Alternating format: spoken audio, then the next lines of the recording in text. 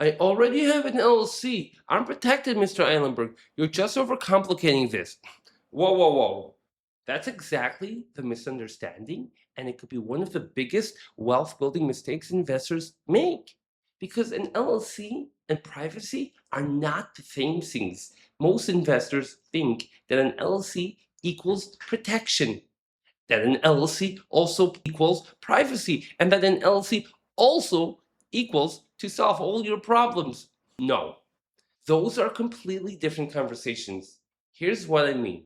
Let's say you buy a property and you put it into an LLC. Great. The LLC may help create liability protection from lawsuits, but that doesn't automatically mean your ownership is privacy from those trying to find out who owns the property. Exactly. And that's where sophisticated investors think differently, because average investors will just ask, which entity should I form? But a wealth builder would ask, what job is each entity supposed to do? Think about that, because every tool has a purpose. A hammer is great until you need a screwdriver. The same thing happens with ownership structure.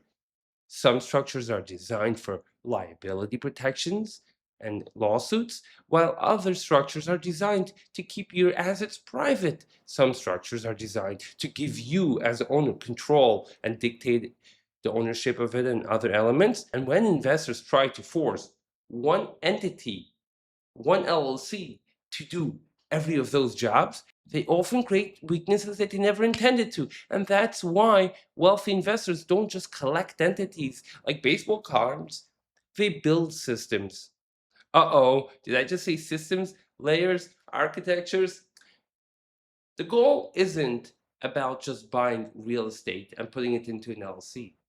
The goal is keeping more of what you build. The goal is to protect it for decades, and the goal is to make sure that your structures grow as your assets grow. And here's the part that most investors will never learn. The wealthy don't just buy assets and plunge it into their LLC. They design systems and structures around those assets. There's one ownership structure that could separate privacy, liability, and control into different layers.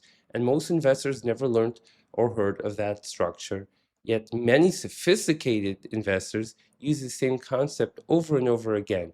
And that's what we're going to cover next. So follow me not to miss that and sign up to my newsletter at eilenbergcpa.com.